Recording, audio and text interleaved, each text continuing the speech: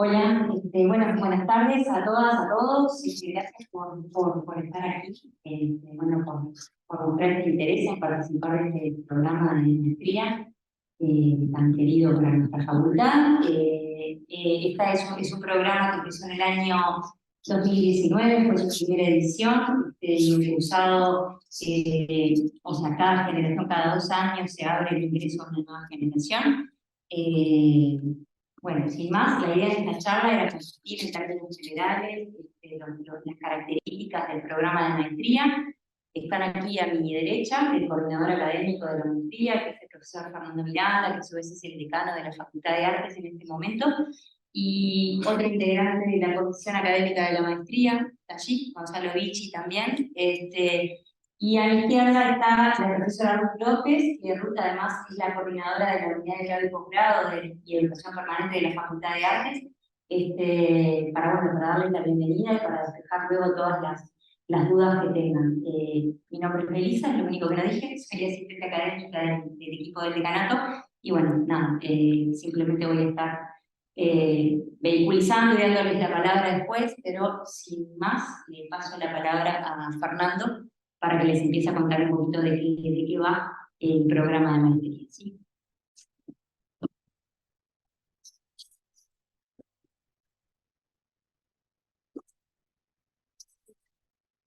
Bueno, buenas tardes a todos y a todas. Vamos a proyectar con Zoom y ustedes sabrán disculpar porque hay gente que no ha podido estar y va a quedar grabada la sesión para que, bueno, quienes están la puedan volver a ver y eventualmente quienes no están la puedan mirar y enterarse. Esta es, como se dijo, la cuarta serie de divulgación del programa de Maestría en Arte y Cultura Visual, ahora de la Facultad de Artes de la Universidad de la República, y tenemos un periodo de inscripción abierto hasta el 31 de julio para la cuarta cohorte que comenzará los cursos en marzo de 2025. Ahora luego les vamos a proyectar las fechas y las condiciones generales, sin perjuicio de lo cual, en la página de la Facultad de Artes ustedes pueden encontrar toda la información necesaria del programa.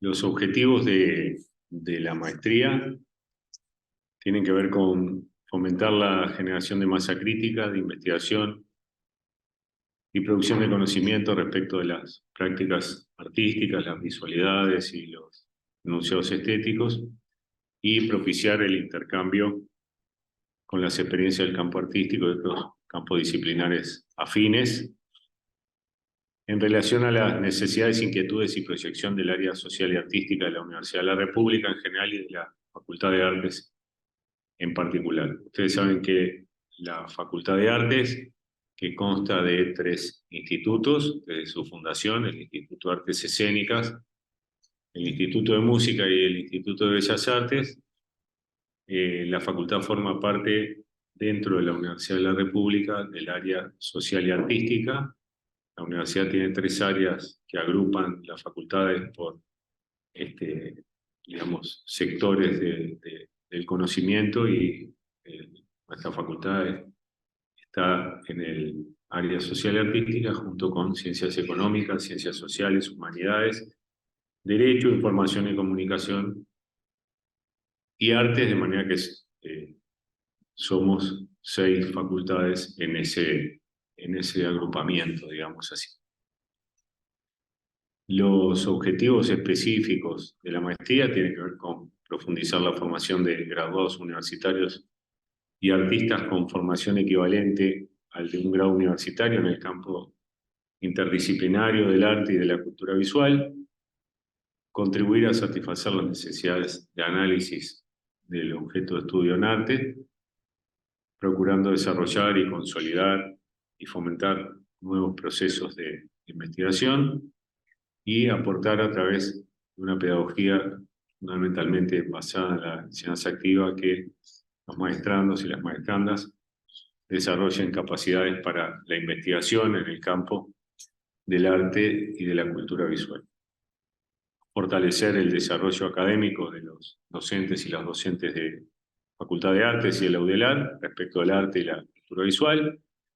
Propiciar un desarrollo académico conectado con la región y el mundo respecto a la investigación en arte. Promover el abordaje interdisciplinario desde distintas prácticas artísticas y contribuir a enriquecer la oferta de posgrados de la universidad, desarrollando esta maestría, que fue la primera maestría pública en arte y en cultura visual. En los aspectos generales de la formación, tenemos dos trayectorias diferenciadas, una orientada hacia la reflexión teórico-disciplinar en o sobre el arte y la cultura visual, y otra orientada, digamos, a la investigación y a la creación en prácticas artísticas.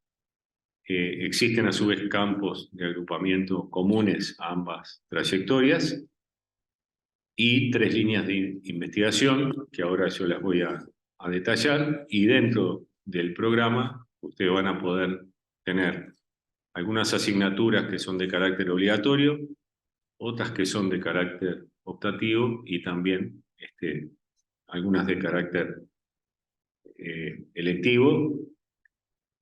Entre las a elegir dentro del menú, llamemos así, que la propia maestría, el propio programa ofrece, o en otras unidades académicas de la Universidad de la República o de programas académicos del exterior que tengan el mismo nivel académico y de reconocimiento. Entonces, el programa o las personas que ingresen al programa van a estar necesariamente incorporadas a uno de esos 6 cuadrantes que están en los cruces entre las líneas de investigación y las áreas de concentración.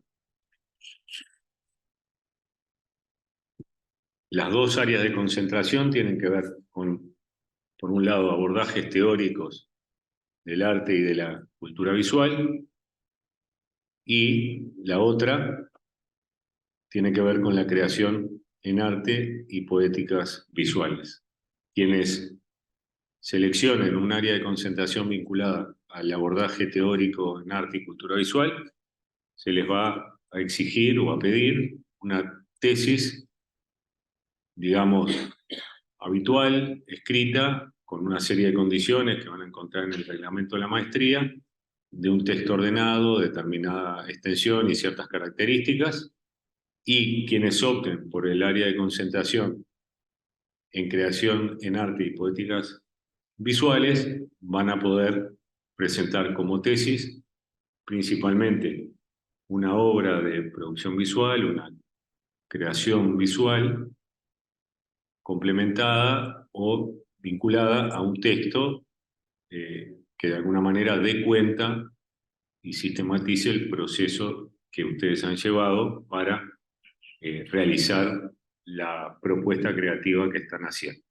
Naturalmente será un texto también con ciertas condiciones vinculadas a lo académico, pero además, digamos, complementario y al mismo tiempo, digamos, de sistematización que dé cuenta del trabajo creativo, sin la extensión, obviamente, de quienes realicen su trabajo en un área de concentración teórica.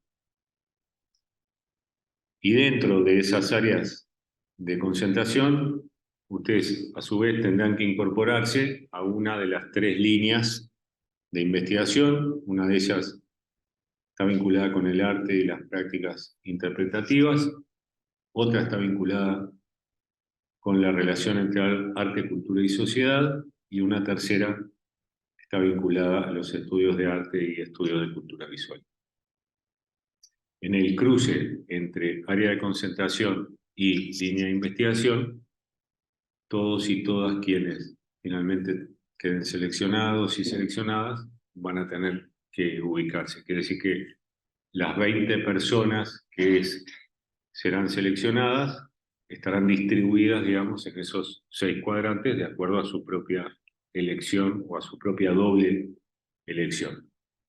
La selección es realizada por la comisión académica del programa y, digamos, se basa en lo que ustedes presenten de acuerdo a un detalle que yo ahora les voy a comentar.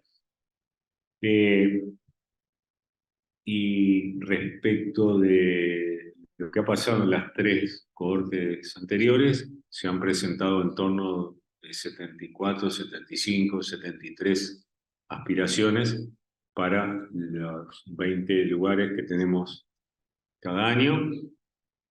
Hubo una excepción en la generación anterior en que se permitió extraordinariamente un ingreso 21, porque una de las personas que había quedado en los primeros lugares de la selección era una persona que ya tenía un desarrollo de cursado en otro programa de maestría, con lo cual hubiera llegado a ya con una cantidad de créditos realizados y por lo tanto la exigencia respecto al programa terminó siendo mucho menor, de manera para dar posibilidad a otra persona, se interpretó que la selección final fuera de 20 personas que pudieran hacer completa, digamos, o completo el programa, más esa otra persona seleccionada que ya venía con un recorrido anterior en otro programa que iba a solicitar su convalidación. El número de 20 no lo fija la facultad,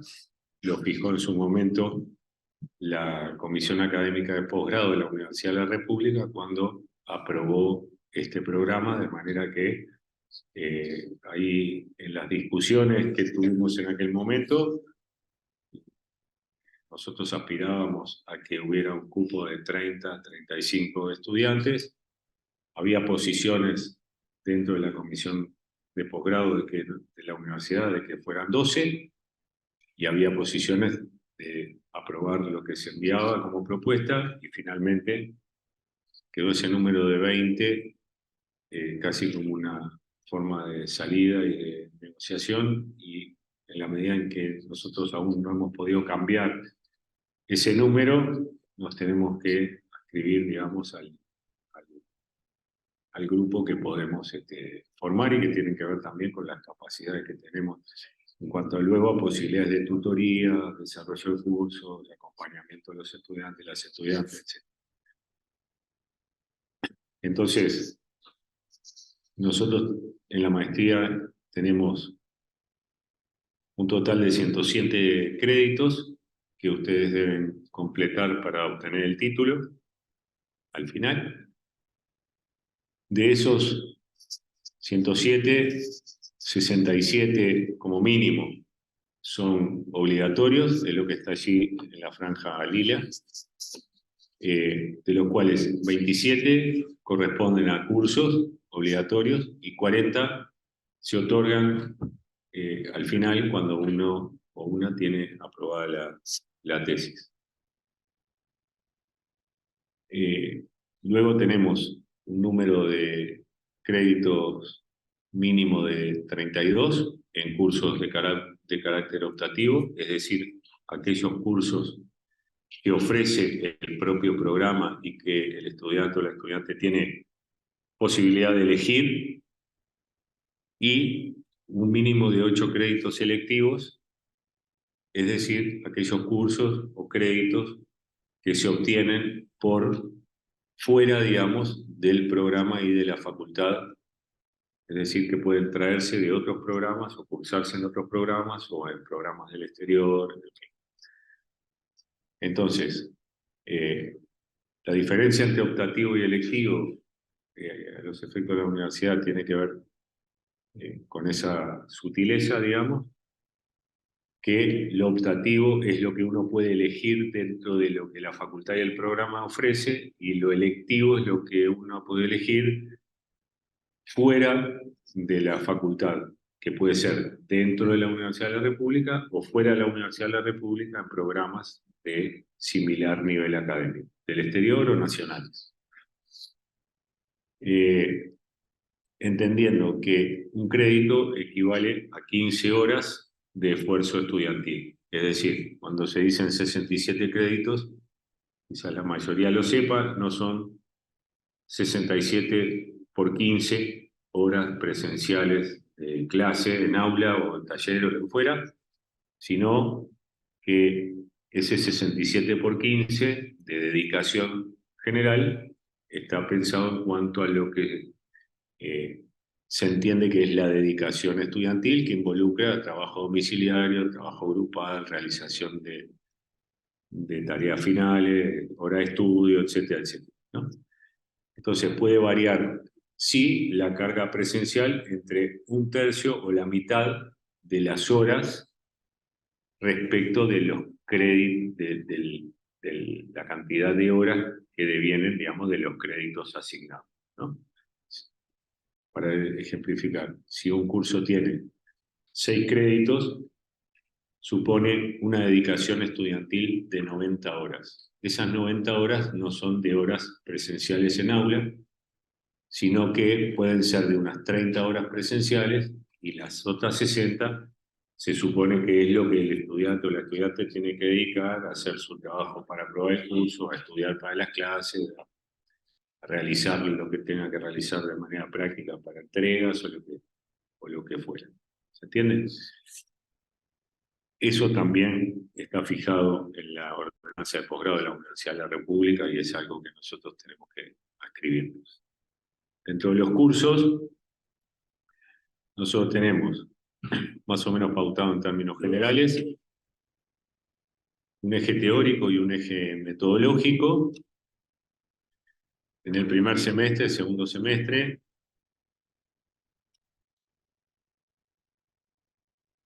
en el primero, en el eje teórico, tenemos una asignatura que se llama Epistemologías del Arte y de la Cultura Visual, que es básicamente la ubicación del punto de vista de la construcción del conocimiento académico, desde la filosofía del conocimiento, desde la epistemología, para situar el campo de discusión del arte y de la cultura visual, y dentro del eje metodológico, un curso, una asignatura de metodología de la investigación en arte y cultura visual. Y con la respectiva asignación de créditos, esto usted lo tiene en el programa claramente. Y vuelvo a insistir, esa cantidad de créditos se multiplica en todos los casos por 15 para calcular las horas en que se presume el estudiante o la estudiante deben dedicar a la asignatura para un mínimo de condiciones de aprobación. En el segundo semestre tenemos dentro de los obligatorios un curso de estudios de cultura visual, y entre el eje metodológico, aquí se divide entre dos, de acuerdo a que los estudiantes o las estudiantes estén ubicadas en el área de concentración teórica, llamemos así, o en el área de concentración de poéticas visuales, llamemos así para que se entienda. Entonces, quienes estén ubicados o ubicadas en el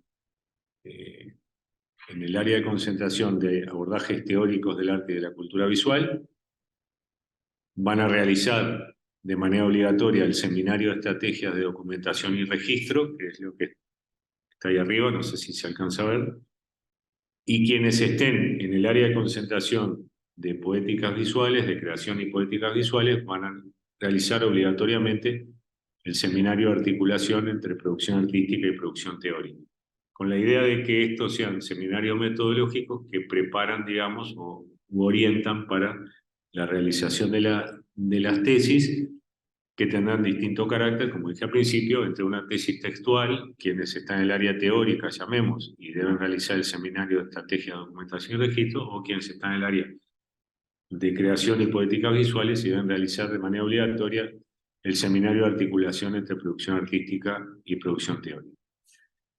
Y en el semestre 3, dentro del eje teórico, hay un curso que se denomina experiencia estética y prácticas cotidianas, y en el eje metodológico hay un taller de redacción de tesis, porque se supone que la gente ya está en orientación, digamos, de digamos, sesgar o dar sentido a su tesis de maestría.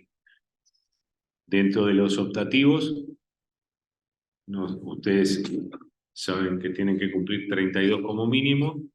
El programa ofrece 64, es decir, ustedes van a tener un menú al día de hoy que duplica la cantidad de optativas, digamos, de la cantidad de créditos optativos que pueden hacer, como para la posibilidad de ampliar dentro de las condiciones que la facultad tiene y ha tenido en este programa, dar una cierta razonable condición de elección, digamos, donde la oferta duplica el número de créditos que ustedes obligatoriamente tienen que cumplir. Entonces, de esos 64, digamos, de los que tengo que obtener 32, hay algunos créditos que tienen que ver con práctica. Cada asignatura de estas o cada taller de estos tiene distinta asignación. En el primer semestre, recuerden que ya vimos lo obligatorio antes, deberán cumplir como optativos, bueno, prácticas de creación, arte y sociedad, estudios comunitarios, género y visualidades, arte sonoro o arte y hermenéutica de la facticidad. Dentro de esos, ahí tienen una posibilidad de 5 opciones. En el semestre 2, las opciones son prácticas de creación, espacios expositivos, mediaciones y narrativas, arte y sociedad, estudios urbanos, y una cuarta opción de estudios de performance. Y en el semestre 3, también un taller de prácticas de creación, una asignatura de educación de las artes visuales, una asignatura de políticas de representación y acción en América Latina y una asignatura de arte y tecnología. Y luego... ¿Dónde? No, hace. O sea, hay 8, 4, 12 por semestre. No necesariamente. No necesariamente. Tenés que hacer 32 sobre 64 de acuerdo también a tus posibilidades. En el eje prácticas de creación, digamos, que tiene asignado 8 créditos, en general las personas que han desarrollado el área de concentración de creación y poéticas visuales han tomado como optativa, digamos, como optativas esos espacios, porque son básicamente los espacios que han sido pensados para una mayor dedicación. Si se dan cuenta, tienen más o menos no, tienen el doble de créditos optativos que el resto, quiere decir que supongamos a alguien que se radica en el área de creación y poéticas visuales y tiene que tener 32 créditos optativos, con esos 3 talleres de mayor dedicación que el resto, cumpliría las 3/4 partes de la cantidad de créditos optativos. Eso está pensado así porque esos espacios en general tienen un mayor desarrollo del trabajo práctico, donde tiene un trabajo de distinto carácter, con una mayor dedicación y permiten, digamos, justamente un mayor desarrollo, digamos, de esa posibilidad creativa y práctica, digamos, respecto de el proyecto que se pueda orientar al final. ¿Sí? ¿Sí? ¿Y qué pasa con el despasaje? Estamos en el semestre 2, yo puedo hacer una figura de la columna del semestre. No, ya perdí. Lo que está en el semestre 1 se dicta, salvo accidentes o situaciones obligadas, dentro del semestre 1. El programa, yo creo que hasta ahora ha asegurado el cumplimiento de lo que está en cada semestre, Con variantes. Con algunas variantes obligadas, si hay gente que viene del exterior, la pandemia, ese tipo de cosas. Pero en general, o algún trueque de manera... Puede haber algún cambio que se avisa naturalmente con tiempo para no sorprender a nadie, digamos, de que, bueno, esto que está para el semestre 2, si lo adelanto, tomo todo el mundo por sorpresa y no lo había verificado, eso se avisa con anticipación, etc. si hay algún cambio de semestre, de manera, primero que para permitir que todo el mundo tenga posibilidad de la opción, y segundo, para no cargar un semestre, digamos. Los cambios no han sucedido, en general no han sucedido, de decir, bueno, sacamos 2 o 3 cosas del semestre par y lo ponemos en el impar, porque sabemos que, bueno, por dedicación y por un montón de cosas, y además por calendario, y por tiempos de estudio, en fin, no se podría hacer una cosa así sin atentar contra el desarrollo del programa. Entonces, cuando ha habido, sí, alguna modificación, algún cambio, se anuncia con anticipación y en general se trata de no cambiar la carga total de dedicación del semestre. Nadie va a ser sorprendida o sorprendido de decir, esto se me pasó y yo no sabía y lo quería hacer.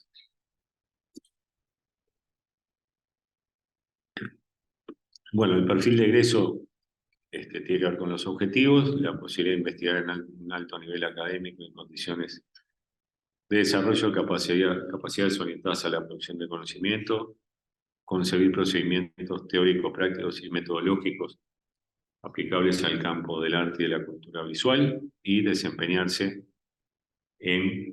con solvencia, digamos, en la formulación, diseño, ejecución de programas, proyectos, etcétera, de extensión, investigación y enseñanza a nivel terciario y de posgrado. Los requisitos generales para la inscripción, ustedes después en la página tienen un formulario y el detalle de lo que tienen que presentar en su aspiración.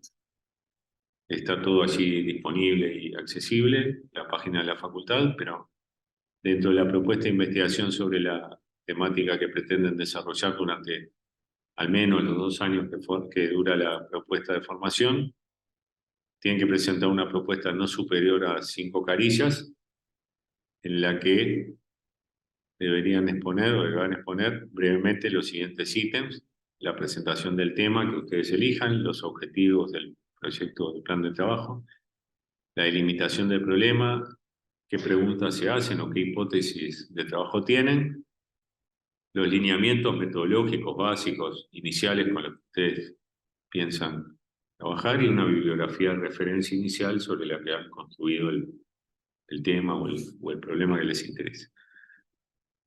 Y solo para los aspirantes y las aspirantes en el área de concentración de creación en arte y poéticas visuales, recuerdan quienes hacen una tesis básicamente de creación, se pide además que presenten un portfolio que documente en hasta 15 imágenes digitales, no traigan una carpeta ni un camión con cuadros o con esculturas, un portfolio que documente en hasta 15 imágenes los antecedentes creativos del aspirante o la aspirante que consideren más relevantes de la producción personal, ¿no? ¿Esto a qué se dirige? Se dirige a que si yo quiero hacer si yo quiero hacer un trabajo en, supongamos, no sé, esmaltes cerámicos, quien no sepa cerámica de antes, el programa se quiere asegurar que y lo quiere hacer en un área de creación, el programa se tiene que asegurar que esa persona sepa de cerámica, porque no es el nivel de formación para aprender cerámica. Puede ser para generar una nueva producción de esmalte, no sé, biosustentable, amigable con el medio ambiente, hacer una serie de pruebas, no sé qué, para lo cual se harán los recaudos necesarios para que, supongamos, en el área de arte del fuego se puedan hacer las pruebas que se requieran hacer. Pero no es un nivel de formación para venir a aprender cerámica. Entonces la intención de este requisito, digamos, es que quienes quieran realizar su trabajo de investigación y con una tesis de creación tengan efectivamente antecedentes de creación. Lo que el aspirante o la aspirante considere, pero que documente que tienen una práctica creativa. Entonces, quienes aspiren al área de concentración de creación y políticas visuales agregan a los requerimientos un portfolio de 15 imágenes digitales que documente su trabajo con las referencias que sean necesarias, de fecha, técnica, de lo que sea, que permita comprender a la comisión las características de ese trabajo. Entonces tenemos algunas fechas importantes, las inscripciones van hasta el 31 de julio, la selección y comunicación de resultados esperamos tenerla el 25 de noviembre, y las clases del 24, y las clases darían comienzo en marzo del 25, en un calendario que aún estamos ajustando, pero que va a ser en torno a segunda quincena. Sí, ya. Así. La televisión en vivo. El vivo tiene... Las fechas nos ponen nerviosos. Bueno, y en el entorno de la segunda quincena de marzo va a ser el comienzo de los cursos. En la web ustedes encuentran, si aún no han entrado, encuentran toda la información, los formularios, todo lo que necesitan para la presentación. Toda la gestión académica del programa la lleva la Unidad Académica de Grado, Posgrado y Educación Permanente, que coordina la profesora Ruth López, que está aquí en la mesa, y toda la comunicación respecto del programa deben pedirla o preguntas que tengan en ese mail, maestría.arteculturavisual@embas.edu.uy. No escriban a Melissa, no escriban a Decanato, no me escriban a mí, no escriban a nadie. Escriban ahí. Digo, pueden escribirnos por otras cosas, pero por esto ahí. Y creo que no tengo nada más. Vamos a la pregunta. Vamos a las preguntas y ¿dónde está el micro? Vale. No es que me guste el micrófono. Es que me gusta el micrófono. Hola, vamos a hablar sin micrófono porque estamos grabando esto de Zoom. Bueno, entonces, así registramos las preguntas y las respuestas porque hay personas que me querían participar hoy, que querían tener más información. Está bueno que tengan las preguntas. Preguntas. Allá.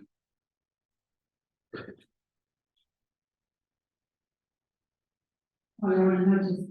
Quería preguntar por la presencialidad, qué es lo que, por la experiencia que tienen en los transportes, cantidad de días por semana, horarios, todo eso. Nosotros en el programa lo que pedimos es un compromiso de flexibilidad horaria a los participantes y a las participantes por el siguiente motivo. En torno al 40% de los docentes y las docentes del programa vienen del extranjero. Entonces, la facultad no puede tener una persona, ni las personas podrían hacerlo, estar 3 meses, 4, un semestre aquí. De manera que algunos de estos cursos o del seminario se dan, supongamos, 20 horas presenciales durante una semana en un determinado horario. De 4 o 5 horas por día. Y lo que pedimos, sí, es la presencialidad en eso. El programa es básicamente presencial, no hay alternativa de cumplirlo por Zoom ni por ninguna otra variación. Puede haber una clase por Zoom, si sucede algún evento o si a alguien le pasa algo en particular, etc. Pero no es ni híbrido ni virtual, digamos. Es básicamente presencial. Y lo que sí se pide dentro de los requerimientos de inscripción es un cierto compromiso de disponibilidad horaria, porque una vez que se establecen las fechas, con esas condiciones que digo, no es posible cambiarlas, digamos, porque implica desplazamientos a Montevideo, etc. Para los docentes y las docentes que son de aquí, bueno, ahí hay a veces ciertas posibilidades de clases semanales, en fin, que eso ha variado. Pero muchos de estos ya les digo, 40, 45% de los docentes que vienen del extranjero no tenemos posibilidad de hacerlo de otra manera. Y esa especie de compromiso de flexibilidad horaria de los estudiantes y las estudiantes, se asume que quien se inscribe tiene manera de ordenar sus aspectos vitales para dar prioridad a este programa en la semana, cada tanto que se requiere. No suena simpático, pero es lo real. Como contraparte, digamos, la facultad ofrece un programa que es gratuito y del que sabemos, por lo que les he contado, que triplica o casi cuadruplica la cantidad de aspirantes, la cantidad de personas que ingresan. Por lo tanto, a quienes ingresan se les pide realmente el compromiso de decir, bueno, estás ocupando un lugar que otras 3 o 4 personas no han podido ocupar. Bueno, bajo ciertas... lo que pedimos es eso, digamos, ciertas posibilidades que no son un capricho, sino una forma de ordenar de manera homogénea la posibilidad de la formación. Pero es así. Igual agrego a lo que dice Fernando, y creo que lo decía antes, que complementando eso, el programa de los avisos y los calendarios, enviarlos con tiempo y con anticipación. Puede haber complicaciones, cuando uno está recoordinar algo, pero nunca va a pasar que avisemos una semana para otra que se abre el curso. Entonces, las fechas suelen estar como para que la gente pueda tomar medidas para ajustar sus actividades, hay que buscar la disposición para ajustar, como por un lado, el compromiso de lo antes posible tratar de tener un calendario. Procuramos incluso tener el calendario de cada semestre antes de que el semestre se inicie, cosa que a veces es complicado sí por tener muchos docentes viajeros que pueden no tener clara, viajeros del exterior pueden no tener perfectamente clara la fecha, pero cuando podemos, los calendarios están con anticipación, no es que se va avisando de que hay un curso en un mes y otro curso otro mes, sino que procuramos hacer avisos en bloque con mucha anticipación, digo, la mayor posible. Sí. No ha pasado que nadie tenga que decir en su trabajo, mañana no vengo porque me pusieron un curso de maestría. Por lo menos hay una anticipación. Luego la gente podrá o no, naturalmente, organizar su vida, eso es obvio, pero sí es la mayor anticipación que nosotros podemos dar como para que facilitar, digamos, coordinar horarios y ese tipo de cosas. Bueno, no quería preguntar por el tema del título. Si es suficiente tenerlo a la hora de la inscripción, porque yo, por ejemplo, hice un trabajo de grado final y voy a entrar en octubre, o sea, que ya viene anotarme en la medida posible, pero no sé si se puede o no. Yo diría que para empezar, no lo hemos tenido como... no me dejaría de presentar, pero probablemente sea una condición para empezar. Claro, porque yo estuve preguntando con gente que lo está haciendo y eso, y creo que hay que tenerlo, pero para egresar del maestría, no para anotarse. Pero no sé si está así o no. Nunca hicimos eso. Okay. No hay que dejarse llevar por lo que se dicen en Bueno, los pasillos. Gracias. Tiene que ver también con un poco con que las condiciones sean iguales para todas las personas. Por lo menos en el momento de la selección, de que se dice son estas 20 personas, no estas 60, esas personas tienen que tener las condiciones. Hay otra cosa, porque esto se mezcla en realidad con, o sea, que es otra situación, que son personas que no tienen un título de grado, pero que tienen una competencia notoria, sobrada, evidente, en caso de acumulación, que no tenían titulaciones de grado, que se formaron por fuera de eso, que esas personas sí pueden presentarse a la maestría, porque de hecho pueden presentarse a toda la ordenanza de posgrado de la universidad a las formaciones de posgrado, evidenciando con ese currículum y esos méritos que van a presentar en primer lugar, que tienen una competencia equivalente, si se quiere, a lo que se consideraría un título de grado. Pero es un caso diferente a, estoy cursando el grado y no lo terminé. Son personas que en general tienen una formación del campo profesional o del campo artístico, que se entiende muy completa, entonces en ese caso la comisión académica en primer lugar estudia esa situación, si la situación se valida, pasa a revisar, digamos, el resto de condiciones. Es otra situación. Lo aclaro por la duda que esa condición también parece. Sí, cuando se arma la lista de selección, se arma una lista de suplencia, digamos así, de manera que si alguien no ha pasado con frecuencia, pero hay algún caso de gente que por diferentes motivos decide no empezar y entonces sigue quien primero en la lista de suplentes, digamos. Entendemos que estamos haciendo una convocatoria en julio para empezar en marzo y que eventualmente, bueno, alguien puede estar en trámite del título, no sé qué. Pero para empezar es una condición, digamos así. Eso es distinto que lo que acaba de decir Melissa, que es una trayectoria aprobada en el campo del arte, supongamos, o en un campo profesional que me dé a mí unas condiciones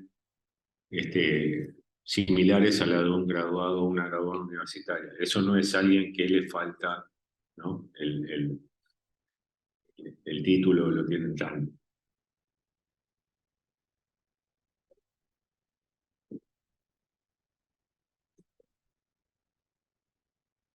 Yo, en relación a eso como la experiencia la formación alternativa, de preguntar qué valor tiene titulaciones que no son de grado, por ejemplo, yo soy egresado de la Escuela de Cine en Uruguay, si tiene algún valor aparte de lo que uno se da como currículum artístico. Sí, nosotros hemos evaluado,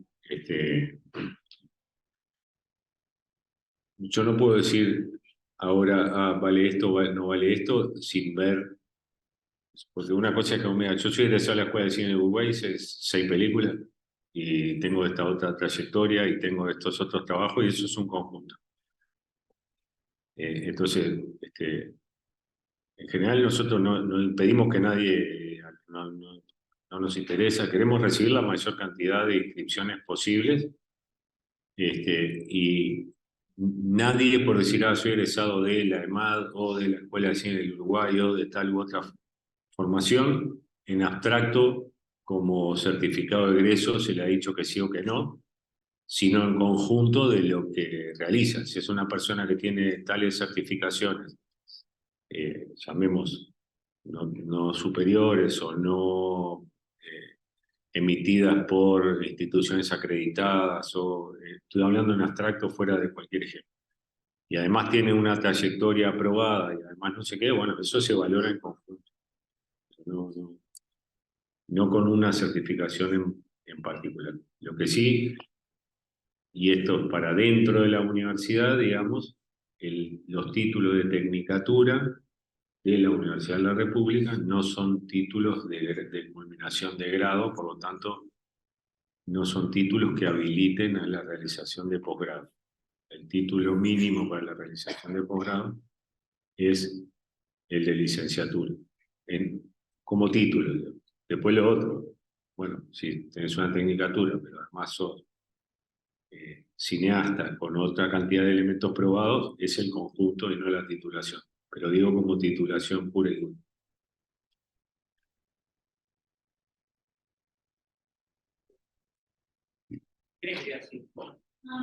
Decirlo así se graba, no lo repetimos.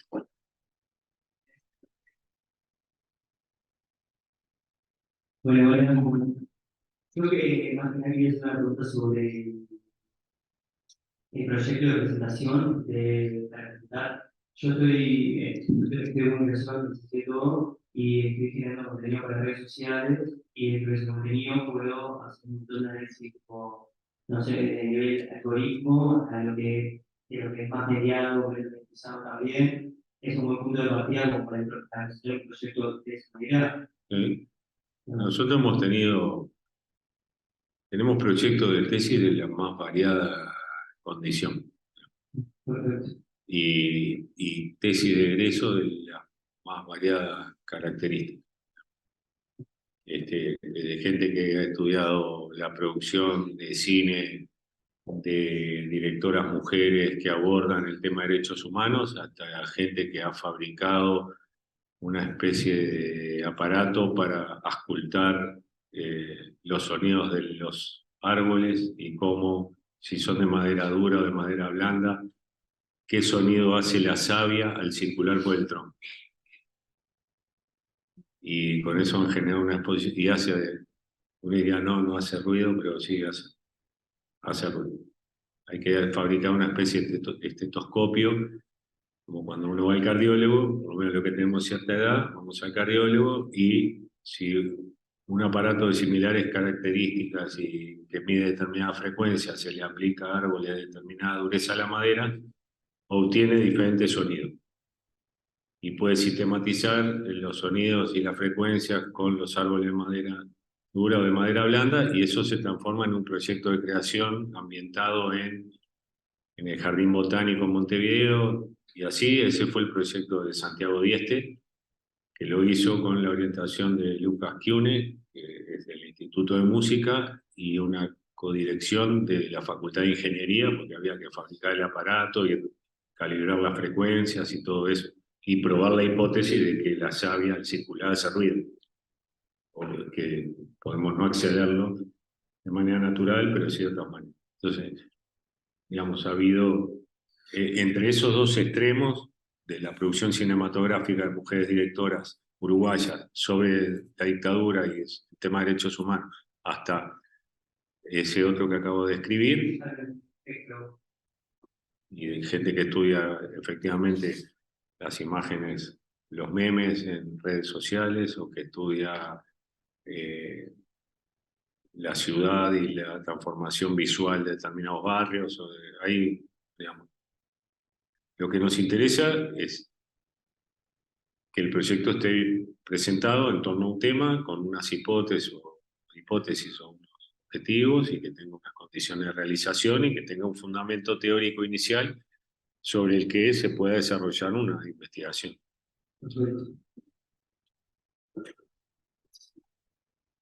Pero hay gente de comunicación haciéndolo. Tenemos gente de distintos ámbitos, de arquitectura, de comunicación, de diseño, de arte, profesores de secundaria, profesoras, en fin, gente de distintos, de artes escénicas, de psicología. Bueno, buenas noches. Quería preguntar con respecto a la grilla en la que se propone el proyecto de investigación.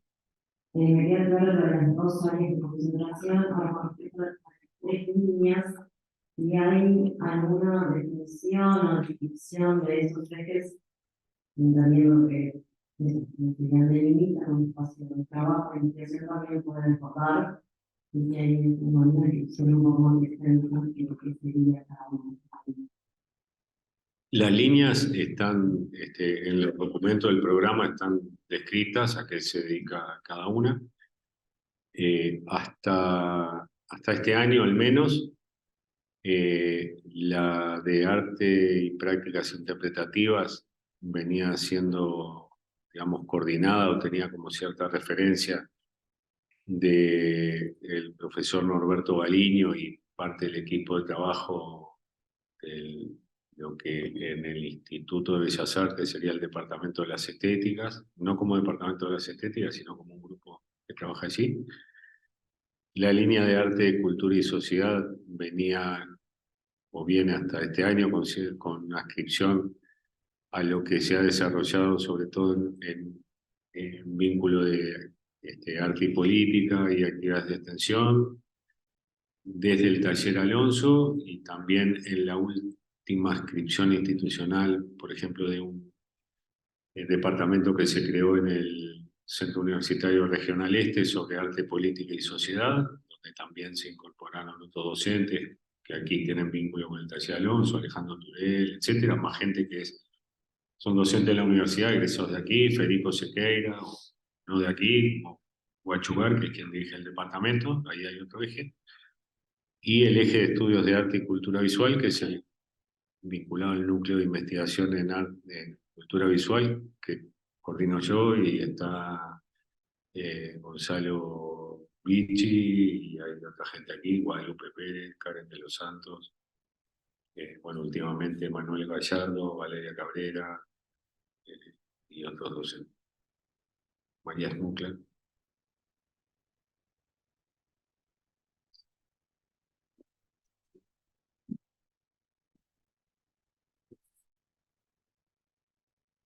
Es corriente la pregunta. No me quedó claro si los egresados de la FAU podemos compartir, o sea, o sea, no por méritos, sino Pueden. Por título pueden. Pueden por título, así seas ingeniería química, que también tenemos.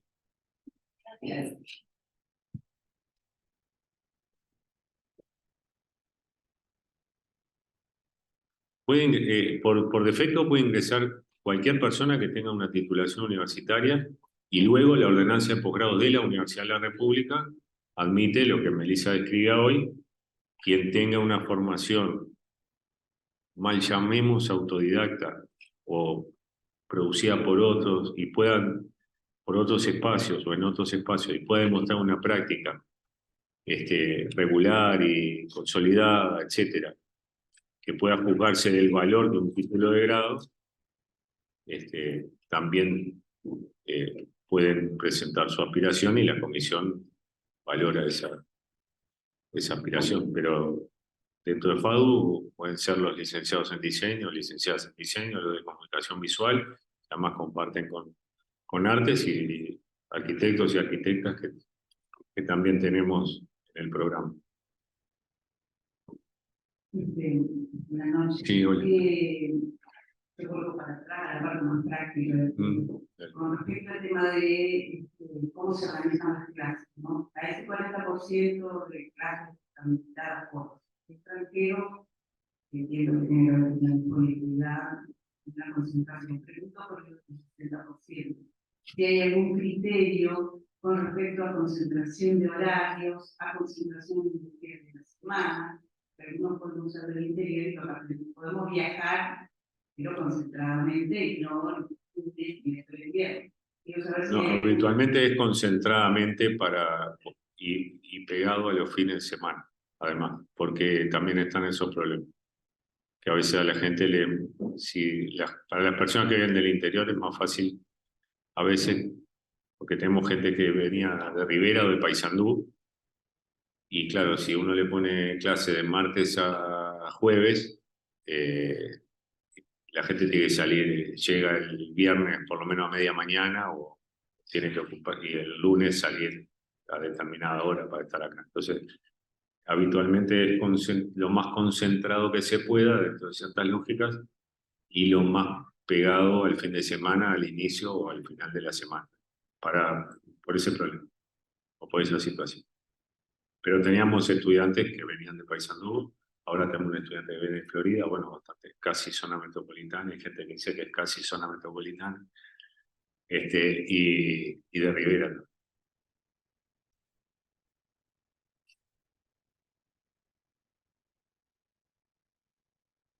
Bueno. Quisiera tener como los requerimientos que necesitarían saber y cumplir los estudiantes, tanto para mí para los que... Los mismos que si fuera estudiante. O algo que deberían saber. Exactamente eso. Todo apostillado. Ah, sí. O sea, tiene que hacer todo. Tiene que tener la titulación apostillada, digamos, de manera que sea validada.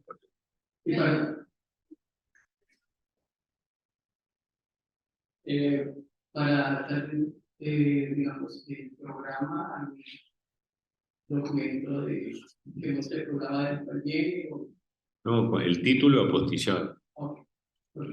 Sí, son títulos de universidades, en general, digamos, los casos que hemos tenido, no sé cuál es el caso concreto, pero los casos que hemos tenido han sido casos de universidades. La Universidad de la República tiene, Gonzalo es además el presidente de Relaciones Internacionales de la universidad. La Universidad de la República tiene convenio con una infinidad de universidades de todo el mundo.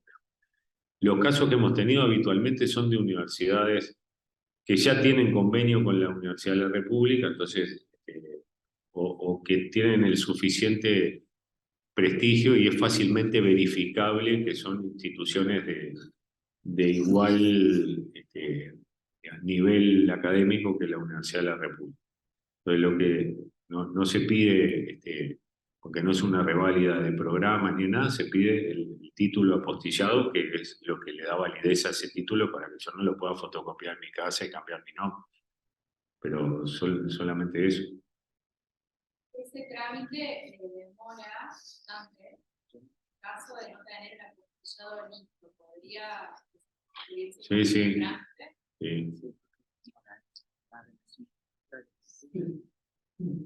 El apostillado, tenés presente lo que es el apostillado, sí, el apostillado, Demora, pero bueno, sí, se puede aspirar bajo la constancia del título, en fin, la fotocopia, lo que se tenga del título, y se deja constancia de que está en régimen de legalización. Pero simplemente es eso, digamos, saber que el documento que se presenta es válido.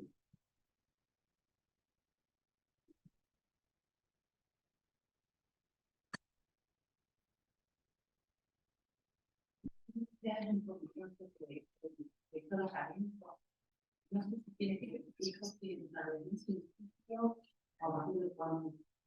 El tutor sabe que ya. Sí. Vale. No tiene que contar con un director también de suscripción, eso es algo que se pide en general, que hagan una primera propuesta con el currículum de la persona y demás, es de septiembre del primer año, como para empezar un proceso que luego van a tener que entregar después el proyecto de investigación avanzado, porque ahora para presentarse presentan una idea y obviamente empiezan el curso y también tener contacto con otros temas, con otros desarrollos teóricos, conceptuales y demás. La idea inicial que traía puede cambiar un poco o puede cambiar mucho.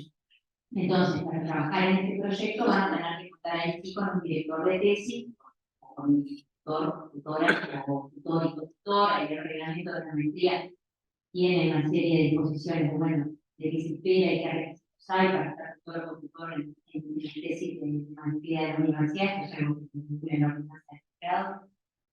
Bueno, está en proceso también de transformación, pero por el momento las posiciones están en nuestro reglamento son así, pero eso va a ser sobre septiembre del año 2005. Y luego el proyecto de tesis sobre noviembre 2025. O sea, vamos a ir escalonando de manera tal que Lo que sí se pide es que el tutor o el cotutor, si son más de un tutor o tutora, uno sea de la universidad. Si es uno, que sea de la universidad. Porque si no es de la universidad y no aparece, o no se presenta, o no tenemos cómo encontrarlo, quien queda en banda es el estudiante o la estudiante. En cambio, si es de la universidad, tiene un compromiso institucional que es fácil de rastrear, digamos, ¿no? No me contesta, no de la facultad, pero bueno, yo puedo decir, bueno, yo tengo un tutor que es de, no sé, la Facultad de Arquitectura porque soy arquitecta o arquitecto, y digo, no, me va a dirigir la tesis alguien de arquitectura, no pasa nada, pero no, es un arquitecto que tiene un estudio a la vuelta de mi casa, es un crack, pero no trabaja en la universidad, ya es un lío. Es un lío para su jerarquía académica, como los requerimientos de tutoría, y es un lío si la persona después efectivamente no realiza su trabajo de tutoría, ¿cómo hacemos nosotros para generar una obligación? Entonces, si es uno, tiene que ser la universidad; si es más de uno, al menos uno o una, tiene que ser de la universidad. La ordenanza actual de posgrados dice que al menos tiene que tener el tutor o tutora un título igual al que se obtiene en el programa. Quiere decir que, y ahora habilita que sean grados 2 también, si tienen el título, y si tienen el doctorado. Entonces, digo para hacer la selección, ¿no? Porque tiene que tener el tutor o la tutora un título de posgrado al menos similar o igual al que se procura obtener. Para que piensen cuando van en ese requerimiento para que sea aceptado.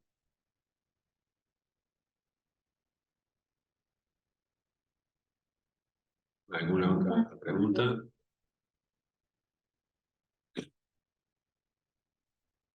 Voy a poner de vuelta el mail por las dudas que alguien se olvide de algo y después quiera preguntar, le escriben aquí a la unidad de Bueno, pensando como en la educación rural, iba a mi hermano, al principio. ¿Es posible que el tiempo de cursado se extienda de 2 años o necesariamente tiene que hacerse en ese periodo de 4 semestres? Yo no sé, como si no llevo los créditos o pasa algo que pueda reengancharlo en En la siguiente corte. Bueno, ahí va. Se puede.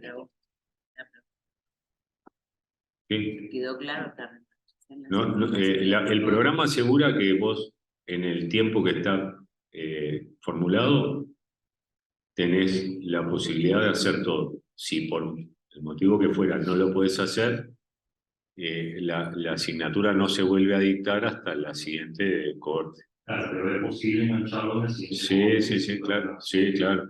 Hay que pedir autorización a la comisión académica, que tampoco es cada curso cuando quiero. No lo hago ahora y espero al 27 o al 29. Y en general queremos que la gente pueda cursar, pueda avanzar.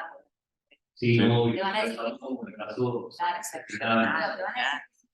Pero ha habido situaciones excepcionales que se pide autorización y se concede, digamos. Se concede frente a una situación particular. Yo sugeriría no especular de, bueno, no importa, lo dejo ahora y porque después cuando se abra en el 27 me presento. No rifaría. Pero no es lo ideal. no es lo ideal, pero si hay un problema, hay un problema y listo. Yo quiero comentar algo que no sé si La lista de docentes también está en la página, por si alguien puede cambiar algún nombre particularmente por situaciones, bueno, de posibles, sobre todo quienes vienen de fuera o alguien que esté de sabático o no puede viajar o lo que sea, pero el 90% de la lista que está allí es la que cumple con el programa. no apareció la pregunta, pero va a aparecer, que tiene que ver con el requerimiento que tiene plan de estudios de al finalizar la maestría y antes de obtener la titulación, para obtener el título, digamos, demostrar comprensión lectora en libros. ¿Sí? Esto en realidad hay parte de la literatura, campo de conocimiento actualizada, para en este idioma, no todas, por supuesto, pero hay herramientas también que nos pueden ayudar a trabajar sobre esto. Pero para que también se pueda tener la posibilidad de tener determinadas lecturas y determinado manejo de los intercambios que se están dando hoy a nivel de campo de la literatura visual en todas partes, aquí también, en Latinoamérica, pero también en Latinoamérica. Entonces, esto no quiere decir que hay que saber inglés ni que hay que tener títulos artísticamente. ¿Sí? Se presentan, se notan. Si alguien cursó inglés en su vida, tiene alguna titulación, la adjunta. Entonces, nosotros lo que hacemos es que generamos un proceso de trabajo con el Centro de Lenguas Extranjeras y la Facultad de Humanidades. Entonces, en primer lugar, en la Facultad de Humanidades estudian la documentación que las personas presentan, que las personas que son aceptadas que ingresan a la maestría presentan. Es decir, esto no afecta ni opera en el proceso de selección e inscripción, o sea que se presentan, pero ya mandan el documento para la asignación, o sea, no se tiene en cuenta la selección.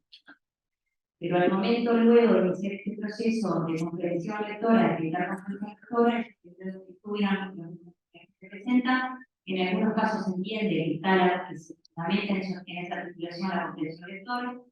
En otros casos hay gente que no tiene papeles, pero que dice, bueno, pero yo comprensión lectora puedo leer, entender, examen luego en mi idioma, se hace una pequeña prueba donde se acredita la comprensión, y para que no quieran tener esa prueba, consideran que no la tienen, necesitan hacer un curso específico, como lo que hace la Facultad de Humanidades, para los estudiantes y otros espacios, sobre comprensión lectora en inglés, nada, ya se hizo en más de una ocasión, y nadie tuvo problemas, todo el mundo terminó con éxito. Digo porque a veces esto ha generado, sobre todo el primer año, generaba un poco de temor, y en realidad es algo que nada, esperable que al final se genere todo este proceso, pero que nada, se vaya acompañando y se vaya la maestría generando, dándoles las herramientas para que puedan tener ese nivel de comprensión. ¿Sí? No es una condición, no es un requisito excluyente. Supongamos que alguien nunca haya ido ni a una clase de inglés ni la del liceo, igual el programa va a dar en algún momento un curso de comprensión lectora que los va a dejar en condiciones de leer un artículo en inglés. La prueba de ese curso de comprensión lectora es un artículo de 2 o 3 páginas vinculados al campo del arte, habitualmente ha sido así, que ustedes tienen que, no es una traducción del artículo, sino que se les da un artículo en inglés de 2 o 3 páginas vinculado al arte y se les hace una serie de preguntas que contestan en castellano, como para saber que entendieron lo que dice allí. Pero nadie se inhiba de postular porque de repente no sabe inglés, se pelea con el inglés, le falta el cromosoma del inglés, como a mí, etc. Porque las posibilidades son varias. O hay gente que es autodidacta porque escucha música en inglés de siempre y entonces aprendió así el idioma. Yo tengo un par de amigos que nunca estudiaron y saben inglés porque toda la vida escucharon música en inglés y entonces entienden y pasarían una prueba de estas características sin ninguna certificación. O gente que tiene una certificación que naturalmente a veces supera lo que se está pidiendo, y aún así, si no, el programa otorga en un convenio con la Facultad de Humanidades y con el Centro de Lenguas Extranjeras un curso específico para lectura en inglés de artículos técnicos vinculados al arte. No es que van a después salir para leer un artículo sobre química orgánica, sino sobre artículos técnicos vinculados al arte. Es decir que nadie debería inhibirse de presentarse por ese motivo porque alguna solución tiene. Por el otro lado tiene el fundamento de que hay parte de la literatura, pues, en general se trata de que siempre haya la versión en castellano, pero a veces esa versión no existe o porque es un documento que no está traducido o porque es lo suficientemente nuevo en inglés como para que no tenga una traducción, no sé qué, y es algo interesante, importante o vigente o lo que fuera. Eso se puede resolver con un traductor en internet, pero digamos, sí la idea es que la gente tenga cierta competencia propia sin tener que pasar por herramientas tecnológicas.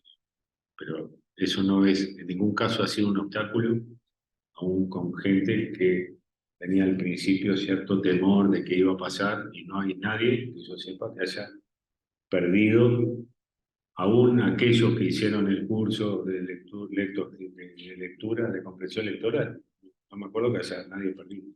Nadie, porque incluso personas que tengan cierto grado de iglesia, que o sea, cultura no sea algo tampoco ha sido que se ha trabajado, se trabaja específicamente con docentes, con situaciones así para desarrollar la comprensión.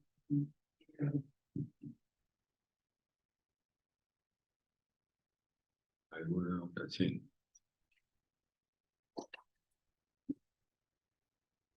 Bueno, si quería preguntar sobre el plazo reglamentario de las instituciones, ¿cuánto tiempo para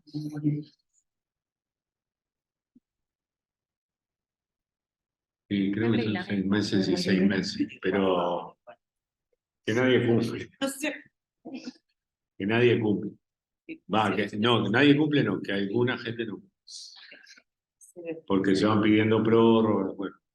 A nadie también que haga una formación y tenga todos los créditos durante 1 año y medio, 2 años, le vamos a decir, bueno, no, ahora empezá de cero porque todo esto no vale y no lo tenés.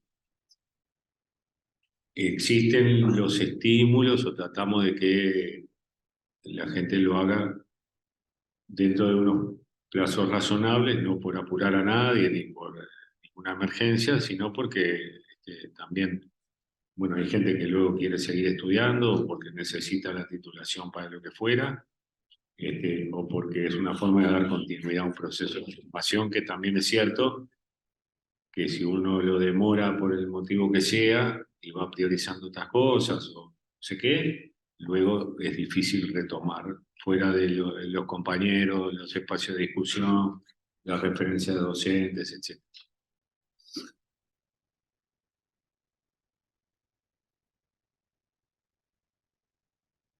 Sí, buenas noches. No, justamente, Carlos, este tema, tengo una idea de los 20 seleccionados, está por pasar la cuarta. ¿Cuántos consiguieron terminar y tener la dirección? 60. No, no. Ah. Tenemos 8 o 10. 8 o 10. De 40. De 40. Sí, porque hay unos que están cursando. Los de la tercera están cursando. 8 o 10. El 25%. Y nadie se ha desvinculado. pero tenemos varios. Solo el 25%. No, se reciben, hay de los 40 y las 40 que hasta ahora están en condiciones de haber entregado la tesis, 8 o 10, así de memoria, ya han terminado. Hay 3 o 4 en carpeta que defienden entre hoy y un par de meses. Eso daría como 12, 14, y el resto está realizando su trabajo. No hay nadie, eso sí yo creo que es inédito y un récord, no hay nadie que se haya desvinculado. Hay algún caso que, como planteaba el compañero, bueno, tuvo alguna dificultad, se enganchó con otra generación, no sé qué, sin problemas, pero no hay nadie que se haya desvinculado completamente, digamos, que no esté haciendo alguna consulta, que no haya pedido reengancharse, no sé qué. Y los de la última corte, que eran los 21, que era la excepcional, esos están ahora trabajando, y esas. Es decir que 40 estaban en condiciones y el 25% de esos 40 han terminado ahora. ¿Cómo? Del 19 y del 21, del año 19 y del año 21, son 40 personas que entraron.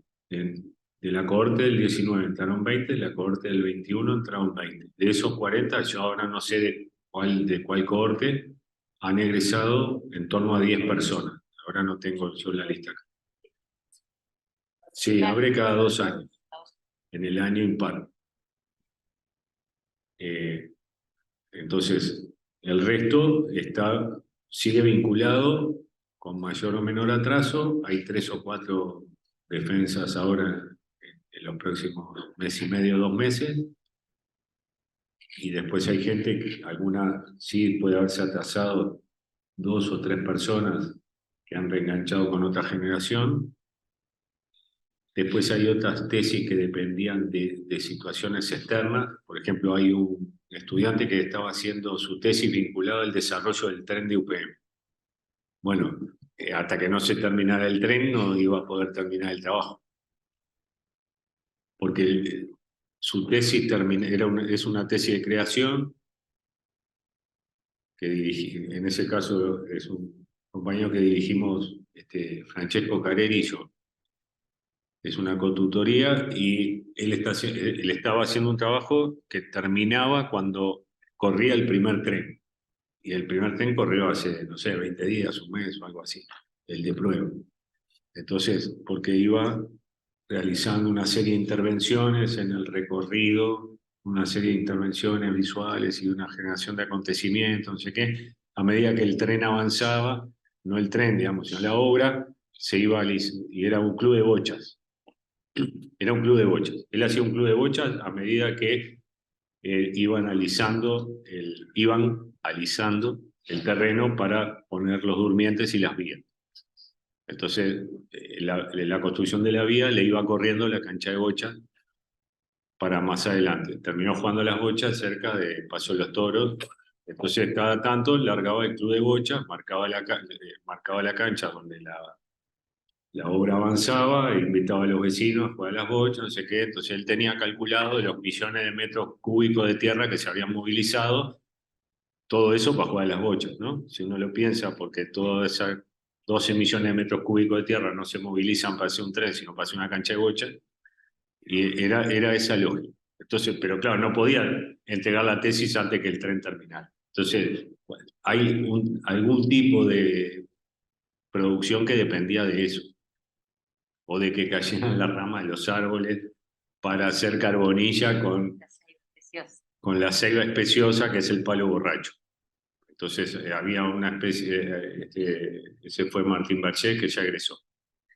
Entonces Martín planteó una especie de tesis como filosófica, digamos, respecto a una especie de meta-representación donde él quería dibujar la ceiba especiosa, que es el palo borracho, a partir de la carbonilla elaborada con ramas de la ceiba especiosa. Pero para eso tenía que venir un temporal, cayeran las ramas, porque no iba a cortar el árbol, ¿no? Porque hubiera sido contradictorio. Entonces, porque tenía toda una cosa medio filosófica sobre la meta-representación a partir del propio material elaborado con el objeto representado y todo un mambo que no me importa ahora desarrollar, pero que tiene una cosa filosóficamente, digamos, producida. Claro, ahí había, entonces iba por la calle Soca y por otras calles buscando ramas de ceiba especiosa para fabricar la carbonilla, etcétera, etcétera. Entonces, hay procesos que dependen de los temporales o de las obras de avance de una situación y eso es difícil, no se puede apurar, digamos, ¿no?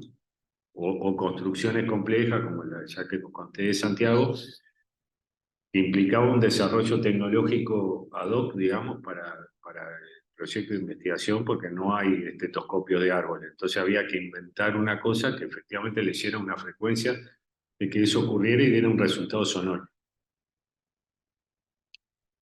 Entonces, digamos, ese tipo de desarrollos tienen otras relaciones temporales que a veces hacen más lento, digamos, cuando los procesos no dependen tanto de la persona.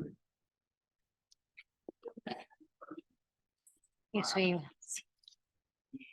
Todavía no todas, porque no muchas sí, digo, porque algunas tienen un proceso de formación y validación con los autores que están disponibles en el repositorio Colibrí, primera, que es el repositorio de la universidad, estaba tratando de buscarlo, pero no puedo conectar.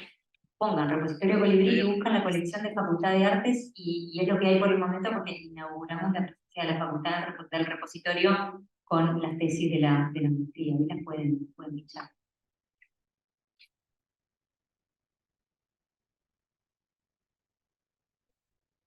¿No más? Bueno, muchas gracias y los esperamos y las esperamos en la presentación.